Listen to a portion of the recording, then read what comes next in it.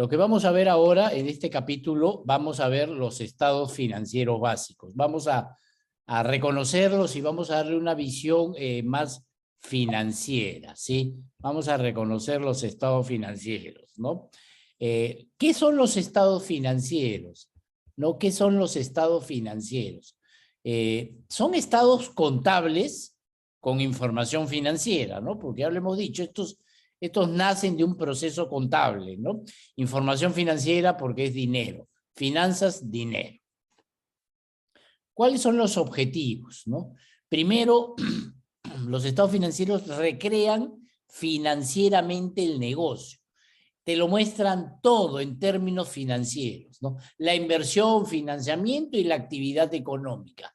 Te recrean financieramente el negocio, es decir, te muestran el negocio en términos de dinero, porque tú todo lo que ves es dinero, ahí está tu negocio, ¿no? Es la fuente de información para la toma de decisiones, porque es información de valor, ahí está registrado todo, ¿no? Y es el medio para el control del dinero, porque controlas tu dinero, controlas tu negocio, ¿no? ¿Y cómo controlo mi dinero? Con la información contable, con la contabilidad, claro, con las técnicas de análisis e interpretación, pero la base es contable. Entonces, es la fuente de información y es el medio para tener el control de todo. Los principales son dos. El balance general, conocido como balance general, pero realmente es un estado de situación financiera. En finanzas existen dos situaciones, en qué invertir y cómo financiar. Eso es lo que me muestra el balance general. Me mira la parte financiera. Y el estado de resultados, también conocido como pérdidas y ganancias, es un estado económico. Me mira la parte económica porque un negocio tiene una parte financiera y tiene una parte económica. Un negocio tiene problemas de tipo financiero y problemas de tipo económico, ¿no? Por ejemplo, un problema financiero es que tienes exceso de deuda. Un problema económico es que tienes exceso de gastos o que tu venta se te ha caído, ¿no? Son problemas económicos. Entonces, el negocio tiene una parte financiera y una parte económica, y los estados financieros, la contabilidad, me los separa y me los entrega a través de estos dos grandes estados financieros, ¿no? Vamos a entrar a conocer un poco estos estados financieros y sobre todo a darle una visión financiera, porque son para el gerente, ¿no? Entonces, no quedémonos en la parte contable, ¿no? El balance general es un estado de situación financiera. Primero, ¿qué quiere decir una situación? Que es una fotografía en un momento determinado, ¿no? Es una fotografía en un momento determinado. ¿Y qué te dice? Bueno, las dos situaciones financieras. En finanzas existen dos situaciones. ¿En qué invierto y cómo financio? Entonces, eso es lo que te muestra la situación financiera, el balance general. El más conocido como el activo es la inversión. Pasivo y patrimonio son las fuentes que financian, ¿no? Entonces, ¿cómo financié mi inversión? Está en el pasivo y en el patrimonio. Entonces, me muestra mi inversión con lujo de detalle, debidamente ordenada y clasificada. Y me muestra mi financiamiento con lujo de detalle, debidamente ordenado y clasificado, ¿no? Y es una fotografía de un momento determinado, ¿no? Eso es lo que se le denomina el balance general, que insisto que realmente es un estado de situación financiera. Este es, digamos, el esquema, ¿no? La inversión y el financiamiento. La inversión y el financiamiento. La inversión del negocio se representa por los activos. Las empresas invierten en activos. Tu inversión está en el activo, ¿no? Por eso cuando alguien dice, oye, ¿y cuánto tienes invertido en tu negocio? Y muchos dicen, no, ya perdí la cuenta, ay, ya ni sé. Bueno, sabemos que no mira la contabilidad, porque si tú quieres saber cuánto tienes invertido, mira tu balance. Ahí está tu activo, a una fecha determinada te va a decir cuál es la inversión del negocio. Ahí está todo, ¿no? La inversión en el negocio se divide de dos tipos, la de corto y la de largo, ¿no? Eso es ¿no? La clasificación que se le hace, ¿no? Y la nominación contable se le llama el corriente, no corriente, ¿no? Pero realmente la nominación financiera, la inversión se divide de dos tipos, ¿no? Capital de trabajo y activos fijos. El capital de trabajo es el capital con el cual trabaja la empresa. Y ese capital de trabajo es el activo corriente, lo que la contabilidad clasifica en el corriente y que es de corto plazo, ¿no? ¿Por qué? Porque el capital de trabajo es un circulante, ¿no? Y va dando la vuelta y va dando la vuelta. Se representa a través del activo corriente. Y el activo fijo se representa a través del activo no corriente, ¿no? ¿Qué es el activo fijo? Es la capacidad instalada, ¿no? Es la capacidad instalada del negocio, ¿no? Entonces se invierte en capital para trabajar y además se invierte en capacidad instalada. Esta inversión está en el activo debidamente ordenado en el activo corriente y en el activo no corriente. Y con sus prácticas contables, ¿no? Y tributarias también, ¿no? Por ejemplo, el activo fijo tiene una práctica que es la depreciación, ¿no? El desgaste del valor del activo, ¿no? Entonces tiene una depreciación que contabiliza el desgaste del activo, ¿no? Lo cierto es que la contabilidad puede tener un valor, pero las finanzas finalmente le dan el valor a la vida, ¿no es cierto? Porque todo termina en dinero. Yo puedo tener un activo valorizado contablemente en $100,000, ¿no? Pero el mercado vale 500,000. Entonces, chao contabilidad, ¿no? Porque la contabilidad tiene su proceso contable y de base tributario, ¿no? Porque, por ejemplo, el activo fijo, contablemente un activo, un mueble, un vehículo, por ejemplo, lo deprecias en 5 años. Entonces, al quinto año tu valor contable es cero, pero el carro, el vehículo, el camión, lo que sea, puede costar en el mercado $10,000, ¿no? Entonces, el valor contable no me sirve, pues. Yo siempre debo usar valor de mercado. Entonces, hay que tener en cuenta los activos deben tener su verdadero valor, ¿no? El valor de mercado. Cualquier diferencia, yo actualizo su valor. Por ejemplo, le subo al activo de 100,000, le pongo 500,000. Y los 400,000 restantes, bueno, van al patrimonio como una plusvalía de valor, ¿no? Como una revaluación de activo fijo, ¿no? Pero el valor del activo debe ser el valor real de mercado, ¿no?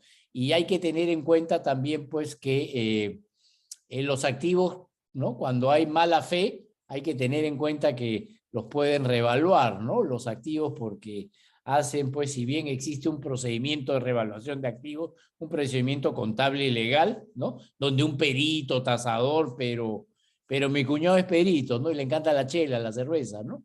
Y con unas cervecitas, pues, me tasa el activo lo que yo quiero, ¿no? Entonces, por más que se haya cumplido el procedimiento, la contabilidad siempre va a mirar el valor de mercado. Sí, Carlos, adelante, con todo gusto. ¿Cuál es tu consulta? Profe, mire, yo tengo una empresa en donde, bueno, poco a poco nos estamos nivelando, estamos adquiriendo cada vez más orden, ¿no? En la empresa. Y hice a mi asistente para que haga lo que es el inventario, ¿no? Pero me di cuenta que yo casi iba a vender, ¿no? Casi iba a vender unos platos de cristal que tenía ahí. Bueno, yo me dedico a eventos. Entonces, eh, casi los iba a vender, pero después vi en el mercado que estaban, yo los compré a 7 soles. Y hoy en el mercado, después de 5 años, bueno, estuvieron guardados en pandemia, qué sé yo, ¿no? Y ahora están 30 soles, ¿no? Claro, Entonces, va con el ejemplo que usted me menciona, ¿no? totalmente, totalmente. Tienes que actualizar ese valor, ¿no? Claro, se tiene que estar Porque actualizando. es más, en tu contabilidad, ese plato su valor es cero, seguro, porque el valor con que entró ya lo depreciaste seguramente, ¿no? Un plato, yo supongo que se deprecia un año, ¿no? No sé, No, se usó pero más que 2 oportunidades o 3, pero igual se ha depreciado, claro, está, ¿no? claro, pero igual, o sea, La contabilidad tiene su valor y tiene su proceso para actualizar, porque la contabilidad es una ciencia tan trabajada y tan exacta que existen unas normas internacionales, son las NIF, las NICS, ¿no? Que regulan todas las buenas prácticas contables y ahí te dice revalúa tus activos, ¿no? Hay un proceso y todo, te lo dice la contabilidad también, pero sin tener que recurrir a las NIF. Es obvio, pues en tu caso son platos. ¿Qué pasa si en vez de platos tienes camiones? Tú tienes una empresa de distribución y tienes camiones que su valor lo compraste hace 5 años, tu valor contable hoy día es 0, pero en el mercado cada camioncito pues vale $8,000 y tienes 10 camiones, son $80,000 que no están registrados. Entonces, la contabilidad tiene su proceso, pero las finanzas tienen que actualizar. Básicamente los activos tienen que estar a valor de mercado. Igual las mercaderías, ¿no? Porque tú puedes tener inventarios obsoletos, ¿no? Tienes que darle de baja. O puedes tener cuentas por cobrar que ya no las vas a cobrar nunca. Tienes que darle de baja porque así yo distorsiono el activo, ¿no? Entonces, el activo tiene que estar a su verdadero valor. Los activos, obviamente, que más fácil se desfasan son los activos fijos, ¿no? Porque los muebles tienen un procedimiento de desgaste que no necesariamente va con el valor de mercado. Y los inmuebles, si bien no se desgastan, ¿no? Sobre todo los terrenos, pero se aprecian porque tienen plusvalía, ¿no? Entonces, hay que ver el verdadero valor. También cuando te quieren adulterar la contabilidad, generalmente todo termina en el activo, ojo, ¿no? Por ejemplo, yo sobrevalúo un activo fijo. ¿Qué estoy sobrevaluando? El patrimonio, ¿no? Porque algo tiene que subir en la contraparte, ¿no? Si yo te pongo un inventario inexistente, te estoy sobrevaluando tu patrimonio. Entonces te estoy dando una foto que no es realmente, ¿no? Entonces, cualquier adulteración generalmente pasa por el activo. Entonces, hay que ver los activos principalmente a su verdadero valor, ¿no? A ver, Cecilia nos dice, se compra una propiedad 10,000 y ahora, pero ¿cada cuánto se debe revaluar? Cada vez que suba de valor, pues Cecilia, porque o sea, lo que te digan las buenas prácticas contables son prácticas contables. Nosotros nos basamos en esa técnica, pero la práctica es financiera. Y algo que es financiero, tú tienes que tener tus activos a su verdadero valor de mercado, ¿no? Entonces, claro, si por ejemplo suben y bajan, no, pues tú pones un valor promedio lineal o histórico, ¿no es cierto? ¿No? Pero si lo compraste en 100 y está en 500, tienes que revaluar porque no importa el tiempo, o sea, es que tu situación financiera está distorsionada, entonces lo que tú hagas no te sirve mientras no tengan el verdadero valor. Entonces, ¿cada cuánto tiempo lo haces? Bueno, cada fin de mes, ¿no? ¿Cuánto es el verdadero valor de los activos? Pero claro, un valor de un inmueble, pues, no lo puedo cambiar todos los meses, ¿no? Porque hoy día vi una oferta en el diario que decía que el terreno se vende en tanto, no, pues y un valor razonable, ¿no? Y dejarlo ahí, pero los activos pueden estar sobrevaluados o subvaluados, ¿no? Entonces yo tengo que ver porque una adulteración de valor del activo me altera el valor del pasivo y patrimonio. Pasivo no lo va a tocar, lo que me va a alterar es el patrimonio. Entonces, eso es lo que debo ver. Las fuentes de financiamiento existen de dos tipos. O te financias con la tuya, con el patrimonio, que es el patrimonio de los inversionistas, ¿no? O deudas de terceros, pasivos, que se llaman, ¿no? Que puede ser corriente o no corriente. Son dos fuentes de financiamiento y esa es la situación financiera. Esto es, por ejemplo, un balance general, una situación financiera, vemos acá, ¿no? La empresa tiene invertido en este negocio, hay invertidos 109,333.70. Esa es la inversión. ¿Cómo está financiado? Acá está. ¿Cómo está invertido? En caja tengo esto, 3,300. En inventario tengo 5,500. Cuentas por cobrar clientes, 72,000. Gastos anticipados, 24,000. Y muebles y equipos, 4,475, ¿no? 4,500 que es su valor de adquisición menos la depreciación. ¿Cómo ha sido financiado? Ah, bueno, pues el capital social tengo los 30 que puse y 7,000 que gané, 37, la diferencia es con terceros. Al banco le doy 19,518, a los proveedores 44, otros 5.500, impuesto por pagar 3.100. Y así es como se financia. Entonces, esa es una situación financiera. Esa es una situación. ¿Qué es lo que veo en el activo? Veo la inversión. Pasivo y patrimonio, veo las fuentes de financiamiento, ¿no? Porque ambos son fuentes de financiamientos, el pasivo y el patrimonio. De distinta naturaleza, pero son fuentes de financiamiento. Entonces vamos a ver, vamos a conversar un poquito, vamos a hablar sobre las cuentas del activo, ¿no?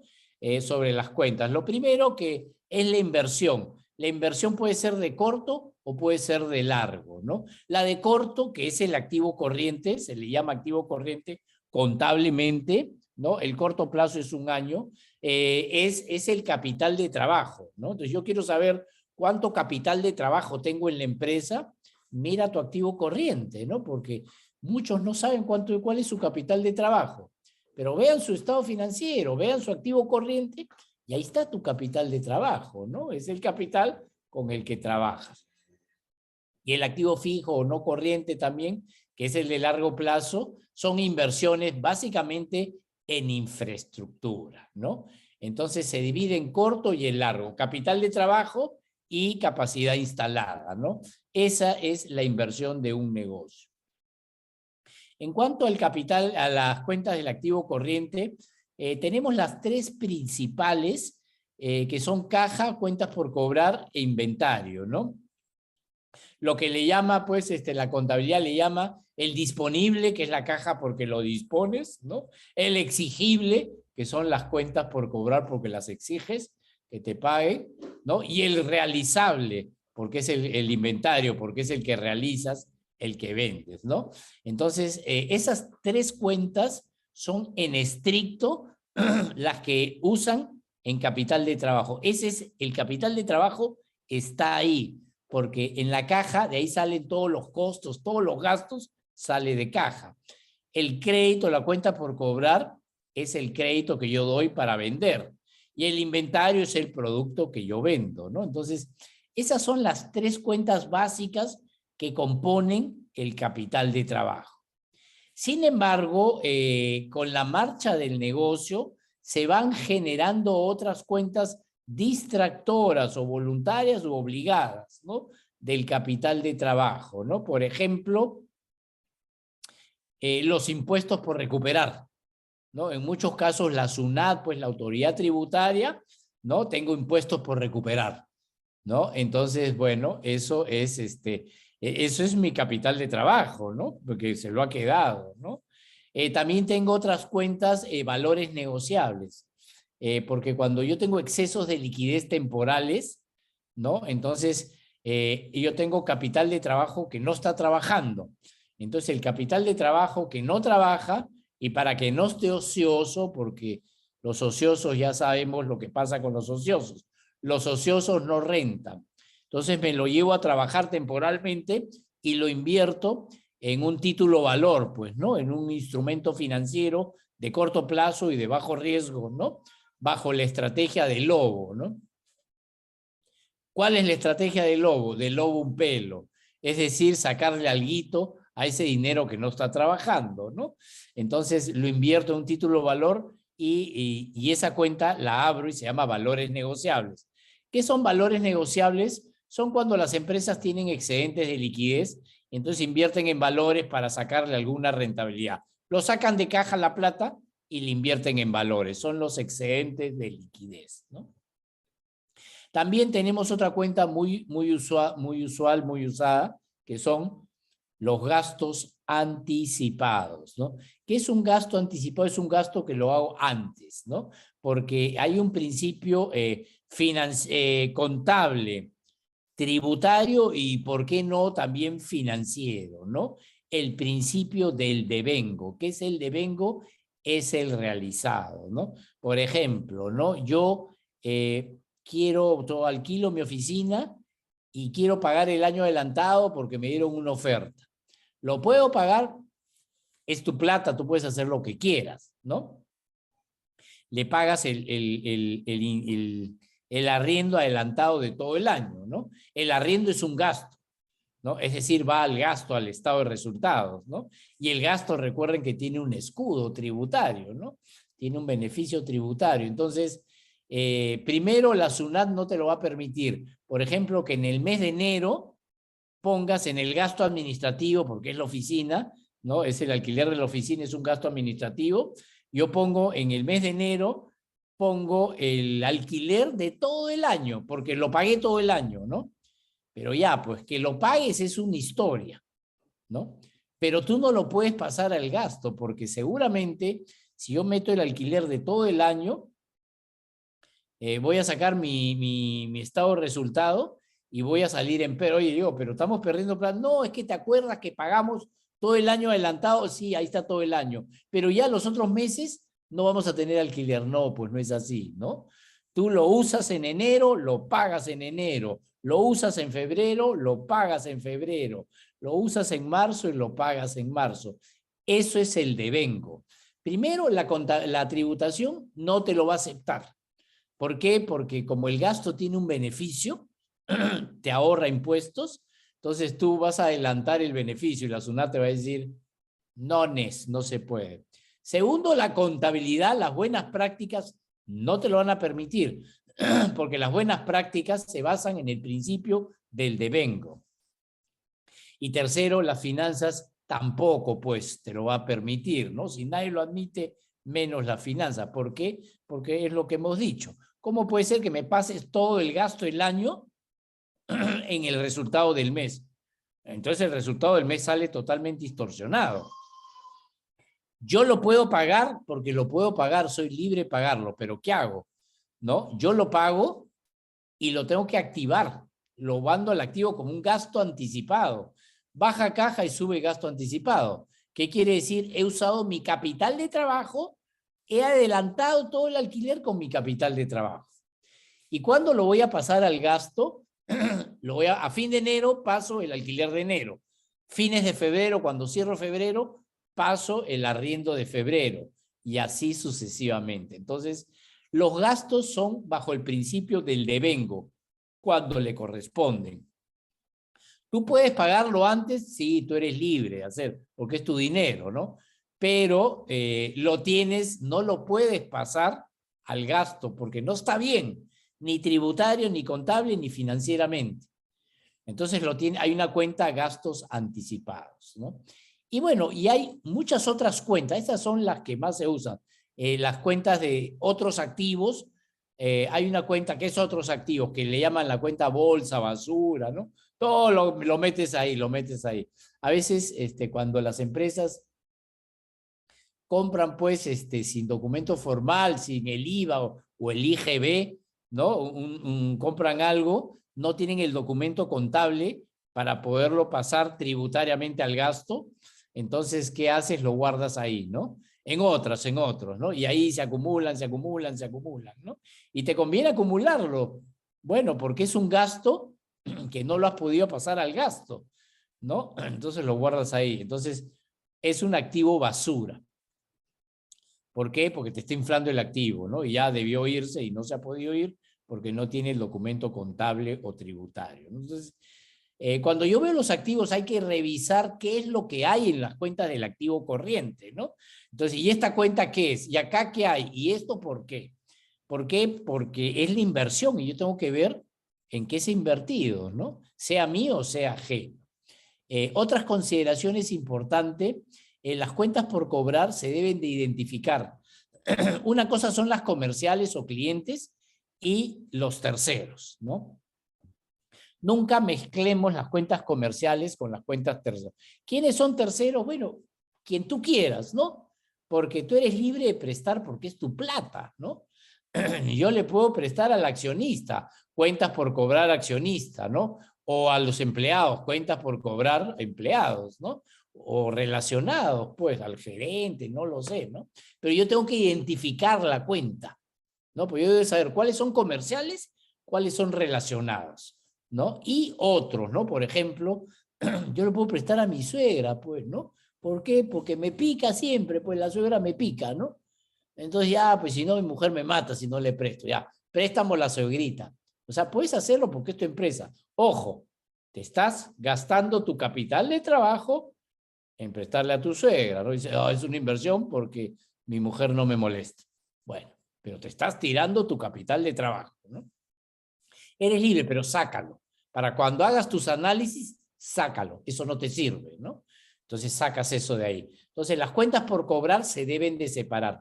El inventario también se debe de separar. Materia prima en proceso y terminados, ¿no?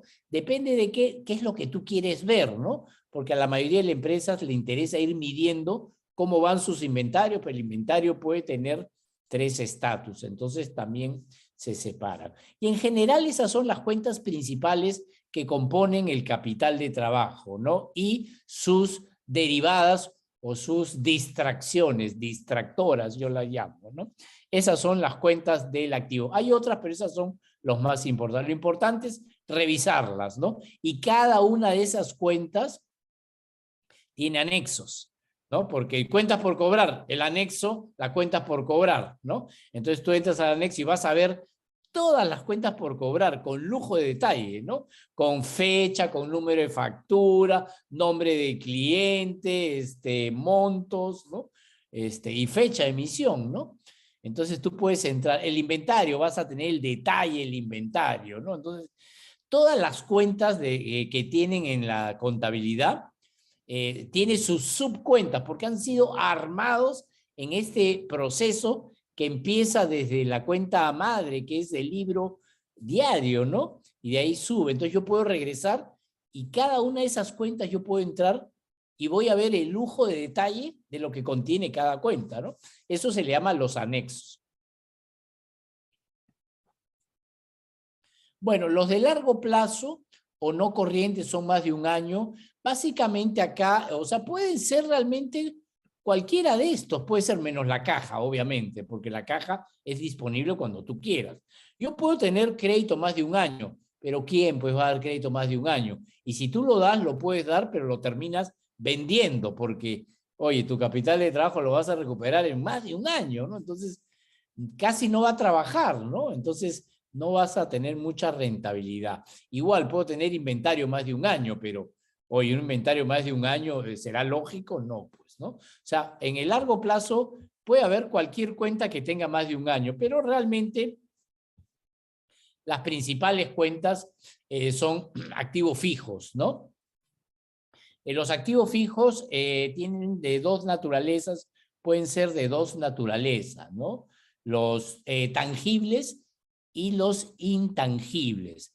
Los tangibles son los físicos propiamente dicho, ¿no? Las casas, los carros, las máquinas, las computadoras son activos tangibles.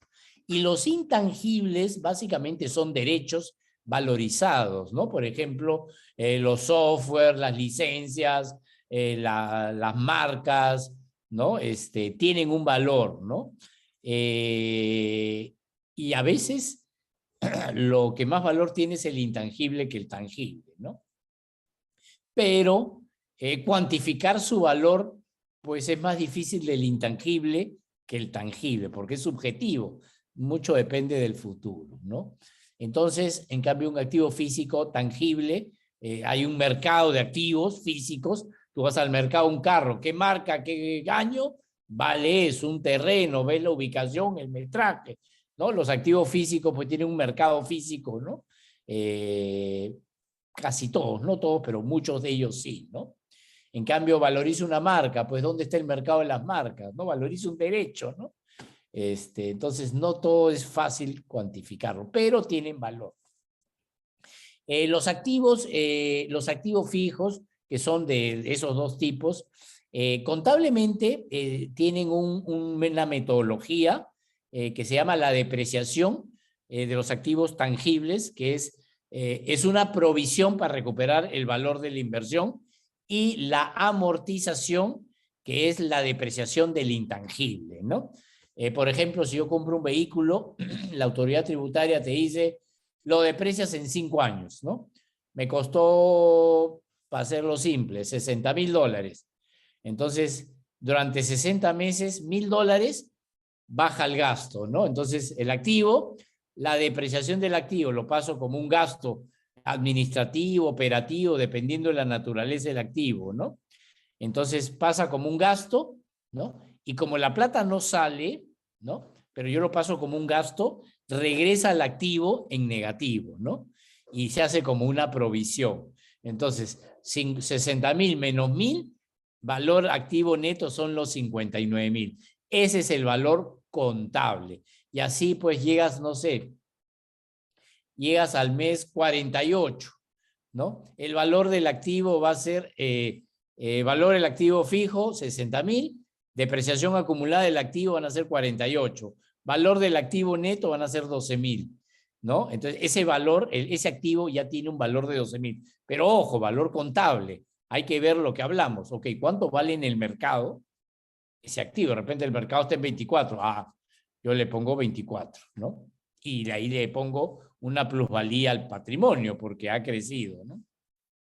Entonces, ese es el método de cuantificar el valor, ¿no? Que es una metodología contable y tributaria, pero financieramente hay que ver su verdadero valor, ¿no? Los activos por su naturaleza pueden ser de dos tipos, los temporales o los perpetuos. Los temporales son los que tienen una vida útil temporal. Por ejemplo, todos los activos bienes muebles, ¿no? Casi todos de los muebles. Hay un mueble nomás que es perpetuo, que ahorita vamos a ver. Las máquinas, los camiones, los carros, las computadoras, las sillas, las mesas, todo eso tiene una vida útil, entonces se deprecia, ¿no? Y los activos físicos perpetuos, los únicos son los terrenos. ¿Cuál es la diferencia con el terreno que se aprecia? El terreno no se deprecia, no se desgasta, porque no se acaba, pues es para toda la vida, hasta cuando exista la tierra, ¿no? No sabemos en qué año podría desaparecer, ¿no? Según las películas que vemos, en algún momento puede llegar, pues, unos estos meteoritos, estas cosas del espacio, ¿no? Porque eso lo vemos en algunas películas, Armagedón y algunas otras, ¿no? Entonces, pero mientras la Tierra exista, ese activo va a durar. Entonces, un terreno es para toda la vida y no se desgasta, al contrario, se aprecia. ¿Por qué? Por la densidad demográfica de la Tierra. Cada vez hay más gente, entonces se van ocupando más áreas y los terrenos van subiendo su valor por, hay más demanda, ¿no?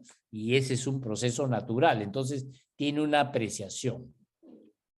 En cuanto a los muebles, a los intangibles, los intangibles que son muebles, ¿no? Porque los inmuebles son los físicos, los intangibles son muebles. Por ejemplo, una marca es un bien mueble, ¿no? Un software es un derecho, un bien mueble. Son los derechos. Entonces, existen derechos de dos tipos, los perpetuos y los temporales. Una marca es perpetua porque ese derecho no va a acabar nunca, ¿no? O sea, es perpetuo, por lo tanto no se desgasta. Y el desgaste del intangible es la amortización. La marca es perpetua y por lo tanto no se desgasta, ¿no? Entonces, yo, no sé, pues me dan una licencia de uso de una marca 5 años y pago y gasto, eso lo amortizo en 5 años. Si la marca es mía, no, pues no la amortizo porque es mía, ¿no? Pero si yo alquilo la marca a un tercero, sí yo pago por el alquiler, ¿no? Por eso que hay una práctica tributaria que es muy buena, pero hay que tener cuidado cuando se usa, ¿no? Las marcas, las activas, le das valor bajo un procedimiento administrativo y se la alquilas a la empresa, ¿no? Pero la marca queda a nombre del dueño de la empresa, ¿no? No a nombre de la empresa. Entonces el dueño de la empresa hace un contrato y le alquila la marca a la empresa. O los terrenos, ¿no? También es lo mismo. Si tú vas a comprar un terreno, no lo compres a nombre de la empresa, porque no tiene gasto. Entonces se lo compro a nombre del gerente, del accionista, lo compra y se lo alquila a la empresa. Entonces el alquiler es un gasto. Entonces como el terreno no deprecia, no tiene gasto y el gasto tiene un beneficio, ¿no? Entonces eso es una práctica tributaria, por ejemplo. Entonces, lo que hay que ver de los activos fijos es su verdadero valor. Y hay que tener en cuenta que en muchos casos son usados como globos de aire, ¿no? ¿Para qué? Para inflarte globitos. Te inflan un activo, te inflan el patrimonio. Entonces, cuando quieres mostrarte como lo que no eres, te van a inflar un activo, definitivamente. Luego nos vamos al otro lado, al pasivo, nos vamos al pasivo, ¿no? ¿El pasivo qué es? ¿No? Se dice que son obligaciones, deudas, pero en estricto no son deudas, todo el pasivo. Tiene tres naturalezas. Son deudas propiamente dichas, son obligaciones y son provisiones, ¿no? ¿Cuál es la diferencia? Una deuda es una fuente de financiamiento. Te han prestado plata, ¿no? A través de dinero, a través de productos o servicios. Las obligaciones son obligaciones que has generado y no pagado, ¿no? Que pueden estar vencidas o no, ¿no? Por ejemplo, pues el arriendo, ¿no? Yo debo 3 meses de arriendo, ¿no? Y no lo he pagado, pero ya es una obligación, ¿no? Los impuestos, ¿no? Los impuestos, el impuesto a la renta, ¿no? Ya lo generé, pero no lo pagué. Por ejemplo, a fin de año se genera el impuesto a la renta del año, pero tú lo pagas en marzo del otro año. Entonces, en esos 3 meses, el impuesto a la renta se convierte en una obligación. ¿Por qué? Porque ya lo devengué y no lo pagué, ¿no? O puede ser también el arriendo, sueldos por pagar, lo que sea. Las provisiones, ¿qué son las provisiones, no? La provisión es, como diría la abuelita, guardar pan para mayo, ¿no? Es guardar algo para después. Por ejemplo, tenemos las provisiones legales. En el Perú tenemos el CTS, que es un sobrecosto laboral, la compensación por el tiempo de servicios. Se paga en mayo y en noviembre, pero se devenga mensualmente. O sea, todos los meses la empresa pasa al gasto CTS 1/12 del sueldo del trabajador, lo pasa mensualmente. Pero como no lo paga cada 6 meses, lo va provisionando, ¿no? Y se convierte en un pasivo, que es una provisión. Provisión, beneficios sociales, ¿no? Que es el CTS, la compensación por tiempo de servicio. Lo pagas a los 6 meses, sale caja, sale la provisión, ¿no? Pero mientras no la pague, va. Entonces, el pasivo en general son deudas, obligaciones y provisiones. Las deudas son la fuente de financiamiento per se, como tal. Y de estas tenemos de 3 tipos. Tenemos las financieras, que son instituciones financieras, bancos y afines, ¿no? ¿Por qué hay que separarlas? Porque no es lo mismo una deuda financiera que comercial. Pues. La comercial es menos exigible, la financiera es una deuda mucho más exigible. La comercial finalmente está en el activo, ¿no? Porque te da tu proveedor crédito de proveedor, te da un producto, cuando tú lo vendes, tú le pagas su crédito y hasta que lo vendas, en teoría, o sea, ese crédito debería estar en el activo, en la cuenta inventarios. No me puedes pagar, no vendí el producto, ya, pues te devuelvo tu producto. Dice, no, yo no quiero, te lo vendí. Bueno, es mejor recuperar el producto a exigirlo legalmente el pago, ¿no? Porque legalmente el pago, pues, salvo que el producto haya sido perecible, y si no es perecible, mejor es recuperarlo. Entonces, las deudas comerciales son mucho menos gravosas y exigibles que las financieras. Yo las debo separar. Financieras, instituciones financieras, comerciales son proveedores de productos o de servicios. El tercer rubro son otros.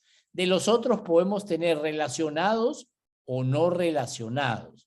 Relacionados son gerentes, empleados que tienen relación con la empresa. Yo debo de separarlos. Nuevamente, igual que el crédito, las cuentas por pagar, no puedo mezclar las comerciales con las financieras y menos con las del gerente o con el accionista.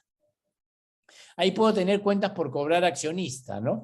Las debo separar porque en estricto la cuenta por cobrar de accionista se convierte en un híbrido, ¿no? Entre pasivo y patrimonio, porque el accionista va a cobrar cuando pueda, ¿no? O sea, si no, no va a cobrar, no tiene una exigibilidad porque es su empresa, ¿no? Y si cobra y la haces y la perjudicas, el accionista no va a hacer eso. Entonces, hay que separarlo, ¿no? Los que son accionistas, empleados, y en cuanto a tercero, a la suegra también, pues, ¿no? Si ahora yo la pico a la suegra, ahí le pongo préstamo a mi suegrita, ¿no? $100,000, ¿no? Qué bueno fuera, ¿no? ¿Dónde existen esas suegras, no? Pero bueno, ¿no? Es un decir, ¿no? Terceros.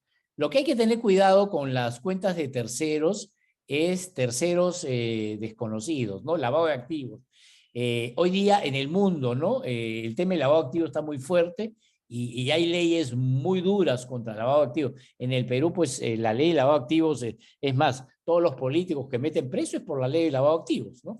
No por otra cosa, porque lo único que pueden decir es lavado de activos, porque es una ley pues bien, bien amplia y bien gravosa, ¿no? Bien cargosa, ¿no? Bien peligrosa, ¿no? Entonces, eso que a mí no me interesa, no sé, me prestaron $500,000, la verdad que no sé dónde vienen, pero me lo dieron y ya, yo no sé, ¿no? Y encima me lo trajeron a mi casa, no lo bancarizaron, entonces ya, pues, ¿no? El simple hecho que tú recibas $500,000 no bancarizado, y ya es una señal que ese dinero es un dinero sucio, pues, ¿no?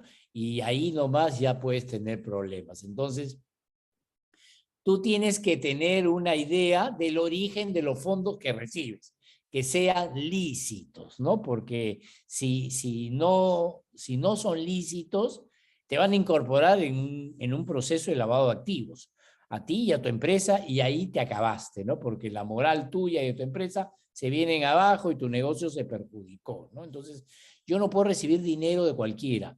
Hoy día existe mucho dinero sucio en los mercados, tremenda, y cada vez más, ¿no? Cada vez se tiran más plata, ¿no? De narcotraficantes, pues del narcotráfico, del terrorismo, ¿no? Y por qué no, ¿no? De la política también, ¿no? Entonces, mucho dinero está entrando está buscando por dónde entrar a la economía, ¿no? Entonces, si tú recibes dinero, ¿no? Tú lo llevas a la economía, entonces, tu negocio cambia y se convierte en lavandería, ¿no? Se llama eso lavar dinero, blanqueo de dinero. Y eso es un delito. Pero yo no sé de dónde vino, a mí me lo dijo y yo lo usé. Eso ya no funciona, ¿no? Yo tengo que tener una idea de que es dinero. No puedo saber a ciencia cierta, ¿no? Porque, pero no sé, pues a mí me prestan, ¿no? Me presta un político, ¿no? Y me lo trae en efectivo y me hace firmar un documento a nombre de su jardinero, ya pues, ¿no? O me dicen es dinero no bancarizado, o dicen dinero no bancarizado es dinero sucio, sino que suena feo decir sucio, ¿no? Entonces, yo tengo que ver de dónde recibo fondos, ¿no? De terceros. Ojo, ¿no? La suegra, excelente, pero un tercero desconocido, sospechoso, ¿y cuántos ahora por internet hay, no? Porque te captan así como los fraudes, ¿no? También te captan y te dicen dinero, inclusive hacen fraudes con estas metodologías, ¿no? Entonces, la ley de lavado de activos está muy fuerte, hay mucho dinero sucio en los mercados, no lo metamos al negocio porque se complica. Bueno, del pasivo, las obligaciones o provisiones, tenemos pues el impuesto por pagar, ¿no? Los IGB, renta que queden, remuneraciones, ¿no? Por pagar son remuneraciones que no he pagado porque debo los sueldos del mes pasado, porque no tenía plata. Bueno, eso ya es una obligación, ¿no? Provisión, beneficios sociales, las que le comenté, ¿no? El CTS, ¿no? Dividendos o en general cualquier obligación vencida, devengada y no pagada es una obligación, ¿no? Tú tienes que pagar la luz y no la pagas, más allá de que te la corten o no, es una obligación porque ya se devengó, ya lo usaste, la tienes que pagar, ¿no es cierto? Bueno, si nos vamos al patrimonio, el patrimonio que es más conocido por su nombre en inglés como el equity, ¿no? Es el capital de los inversionistas, ¿no? Es con lo que se empieza, ¿no? Ojo, es el capital de los inversionistas, ¿no? No es el dinero de la empresa, es el dinero de los inversionistas que han invertido, ¿no? Entonces, para la empresa es una fuente, la empresa no tiene plata. La empresa, la plata que tiene, la tiene en el activo. ¿Y cómo se financia el activo? A través de dos fuentes. El patrimonio es una. Lo que pasa que es distinta, de distinta naturaleza de la deuda, ¿no? ¿Por qué? Porque la deuda es una fuente de financiamiento, pero claro, es más riesgosa porque es un costo fijo, ¿no? Tiene término, ¿no? Porque se pacta en unas condiciones y tienes que cumplir con esas condiciones, ¿no? Entonces es más riesgosa, tiene término, es un costo fijo, ¿no? El patrimonio, ¿cuál es la característica? Es un costo variable, ¿no? Porque tú lo pagas si ganas, si pierdes, pierde el accionista, ¿no? O sea, la empresa no lo pierde, no, la empresa no lo, o sea, lo que pierde la empresa a través de su operación del estado de resultados, utilidad neta negativa, esa pérdida de la empresa la traslada al inversionista, ¿no? Porque le resta patrimonio, ¿no? Y el que asume finalmente es el inversionista, ¿no? Entonces, es una fuente de financiamiento, renta variable, no tiene término, nunca se devuelve, se puede devolver, tiene que hacer un proceso de reducción de capital, ¿no? Es de renta variable, ¿no? Pero es más costoso, ¿no? Es más costoso. Entonces, ¿por qué usar deuda, no? ¿Por qué usar deuda? Porque la deuda es más barata. Siempre es más barato a través de financiarte a través de deuda. El capital propio siempre es más costoso que la deuda, ¿no? Entonces, usar deuda es beneficioso. Por supuesto que sí, es beneficioso, ¿no? Pero hay un dicho muy bien dicho que dice la deuda es como el alcohol. Hay que tomarla con moderación, ¿no? Porque el exceso de deuda es malo. El patrimonio es lo que respalda a la empresa, porque es el capital que no se devuelve, ¿no? Entonces, con el patrimonio pago a todo el que debo, si es necesario, sí. ¿Cómo se compone el patrimonio o el equity?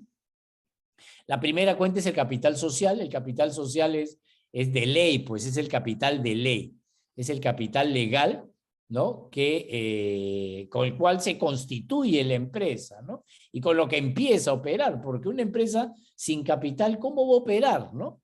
Si bien la ley te exige un capital para empezar a operar una empresa, las empresas con fines de lucro, las sociedades anónimas, pero este capital puede ser en aporte a activos. Entonces, algunos constituyen empresas y aportan muebles viejos, computadoras, y le crean un capital social. Sí, legalmente lo tiene. Financieramente no, pero legalmente lo tiene. Luego tenemos la reserva legal y voluntaria. La ley exige, en el Perú dice, la ley dice así, de las utilidades tú tienes que guardar el 10% hasta que juntes el 20% de tu capital social. Eso se llama la reserva legal, para que cuando la empresa pierda, no se afecte el capital social y tomas tu reserva. Esa es la de ley, pero yo puedo hacer las reservas voluntarias que yo quiero y la puedo llamar capital adicional. Puedo hacer lo que yo quiera adicional, pero no lo tengo que inscribir ni nada, lo pongo y lo saco. Revaluación de activos fijos. Ya hemos dicho, cuando un activo tiene plusvalía, sube de valor, entonces lo que ha subido, ¿quién se lo gana? Los accionistas. Entonces, plusvalía del activo fijos o revaluación de activos fijos. Es una cuenta patrimonial, ¿no? Y que en algunos casos inclusive se puede capitalizar. Entonces, a veces hay jugadas, ¿no? Que te revalúan un activo y te lo capitalizan. Entonces, tú no ves esa figura, ¿no? Pero ves un incremento de capital, ¿no? Y dice, ¿tu capital ha subido? Ah, sí, hemos subido, ¿no? A ver, quiero ver tu acta. ¿Qué has capitalizado? Es la pregunta de rigor, ¿no? Porque tú puedes capitalizar resultados o puedes capitalizar cualquier otra cosa, ¿no? Que no sea, por ejemplo, la revaluación, ¿no?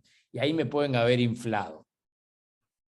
Entonces yo cuando hay incrementos de capital social, es interesante ver el acta, porque hay un acta formal y legal, ¿no? Que tiene que pasar por notaría y todo, ver de qué está compuesto ese incremento de capital social, porque te inflan globos, pues, ¿no? Y hay empresas que tienen capital social inmensamente grandes y la verdad no tienen nada, ¿no? Bueno, los resultados del ejercicio y los resultados retenidos de ejercicios anteriores que se muestran ahí, que debo separar siempre el del ejercicio, lo debo de separar, ¿no? Siempre lo del ejercicio debo de separarlo porque es de ese ejercicio, ¿no? Y los anteriores, separarlo.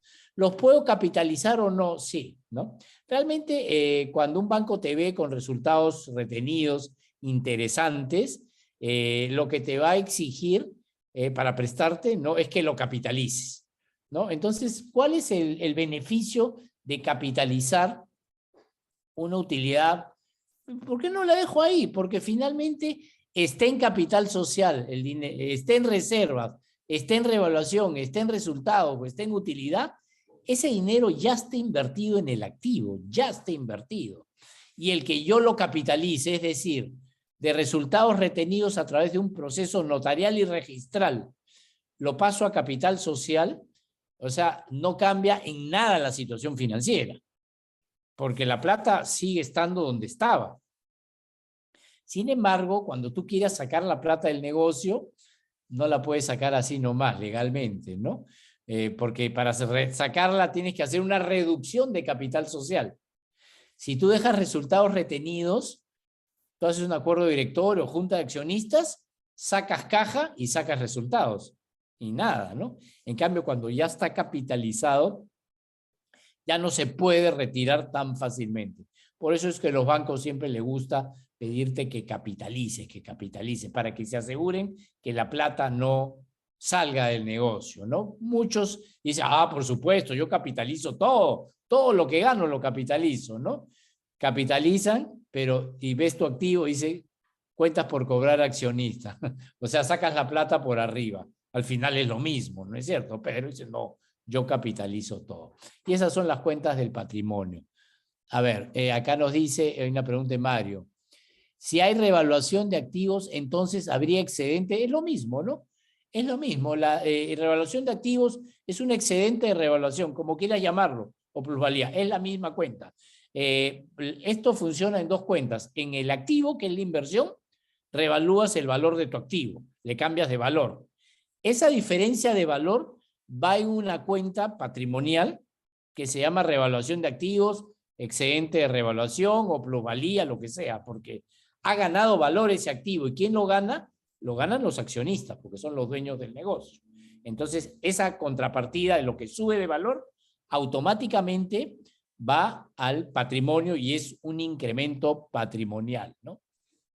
Así es como se mueve el valor patrimonial, ¿no? En el esto. Bueno, hemos visto el estado de situación financiera. Ahora nos vamos a ir a ver el estado de resultados, pérdidas y ganancias, ¿no? Lo primero que hay que tener en cuenta, que acá lo que vamos a ver es la situación económica. ¿Qué es la situación? Es la actividad económica del negocio.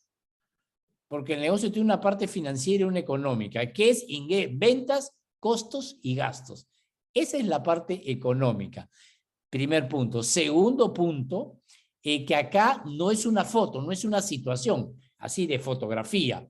Es un estado de resultado, de operación. Entonces, este estado incorpora un periodo. ¿Y qué es lo que te dice? Justamente lo que te dice es el resultado que has obtenido durante ese periodo. Eso es lo que te dice, ¿no? Pérdidas o ganancias. Eso es lo que te dice el estado de resultados y esa es la característica, ¿no? Vamos a ver, esto es más o menos, ¿no? ¿Cuál es la estructura base, no? Yo tengo las ventas y su costo de ventas, ¿no? La venta es lo que yo vendo. El costo de ventas es el costo de lo vendido. Su nombre también ya lo delata, ¿no? Este costo de ventas yo lo saco del inventario, ¿no? Cuando es un producto, ¿no? Yo fabrico el producto y eso, lo que he gastado, lo guardo en el inventario. Todo lo que he gastado en el producto. Inventario de productos terminados. Ahí está todo su costo. Cuando ese producto lo vendo, pasa al estado de resultados, porque lo he vendido y se convierte en el costo de la venta. Detrás del costo de la venta, cuando es un producto, voy a tener tres conceptos: mano de obra, materia prima y los gastos de fabricación. Cuando es un servicio puro, pues tendré mano de obra y gastos de fabricación. No tendré materia prima. Y ese es el costo de lo fabricado, ese es el costo del producto. Entonces, la venta menos su costo, lo que me queda es la utilidad bruta, que se llama utilidad bruta, pero realmente es la utilidad del producto. Es el margen que te da el producto, es el margen de ganancia que te da el producto o el servicio. Entonces, hasta ahí que veo yo mercado y producción. Mercado en las ventas y producción lo veo en el costo de ventas. Y luego tengo el margen del producto. Hasta ahí he visto producción, mercado y producto. Pero yo incurro en gastos de gestión. Los gastos de gestión son de dos tipos, administrativo y de ventas. El gasto administrativo es el gasto de staff, es el gasto de soporte, ¿no? Ahí está el sueldo del gerente, la secretaria, el contador, el tecnológico, pues, ¿no? El portapliegos, el alquiler de la oficina, la depreciación de los equipos de oficina, todo lo que tiene que ver con la parte administrativa, ¿no? Que es un gasto de staff, es un gasto de soporte y no tiene relación directa con la venta. Y también se dan de un periodo. Luego tengo el gasto de venta. El gasto de venta es el gasto que yo incurro en la venta del producto o del servicio, ¿no? De hecho, publicidad, promoción, vendedores, ¿no? Pero también todos los gastos físicos, ¿no? Por ejemplo, el local comercial, el alquiler de la tienda, ¿no? Todo eso es de la venta, ¿no? Por ejemplo, si queremos clasificar un restaurante, ¿no? La venta es lo que vendes. El costo de ventas, ¿de dónde sale? De la cocina, ¿no es cierto?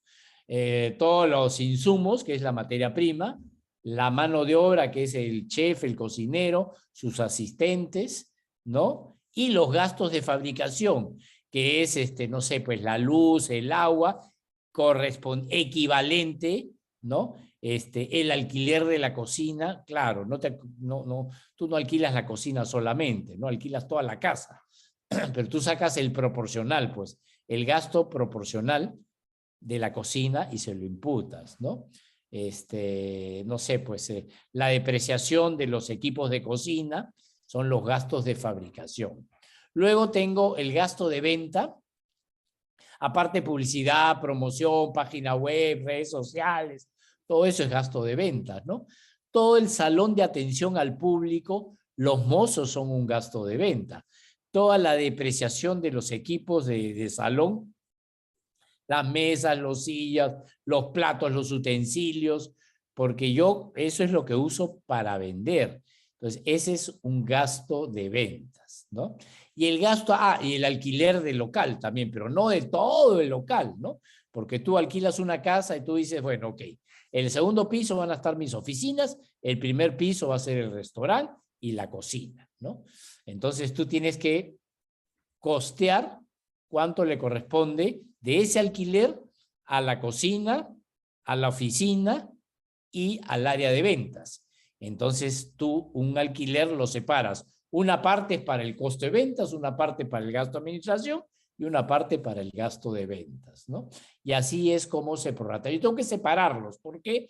Porque cuando yo hago mis análisis, yo tengo que saber cuánto gasto en cada área y saber, ¿no?, cuál es el área que está gastando mal, ¿no? Y poder identificarlo. Entonces, yo tengo que separar todo eso. Pero eso ni se preocupen, porque de eso se encarga la contabilidad y para eso los contadores han estudiado 5 años, ¿no es cierto? Lo que nosotros tenemos que identificarlos nomás, reconocerlos, para poder analizarlos y para poder interpretarlos, ¿no? El objetivo del aprendizaje de este taller justamente es eso, identificarlos, reconocerlos, ¿no?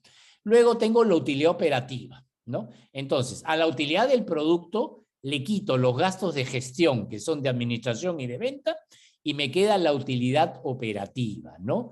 La utilidad operativa es la utilidad de la operación del negocio, ¿no? Es en estricto el retorno de la inversión del negocio, o sea, el retorno del activo. La inversión es el activo y la utilidad operativa es su retorno. En estricto, ¿no? En estricto. Y por eso es la utilidad más importante que se da en el negocio, la utilidad operativa, ¿no? ¿Cómo se calcula, profe? ¿Cómo se calcula la utilidad operativa? ¿Cómo dijo que era el resto? Es ventas menos costo de ventas, te da la utilidad bruta. Menos gasto de administración, menos gasto de venta, es la utilidad operativa. Así de fácil, ¿no? Eso es lo que has ganado en operar el negocio, en estricto. ¿Por qué en estricto? Porque es lo que ha generado. A eso le tengo que quitar toda, yo digo siempre que la parte de arriba es la generación y lo de abajo es la degeneración. O sea, la utilidad operativa es lo que genera.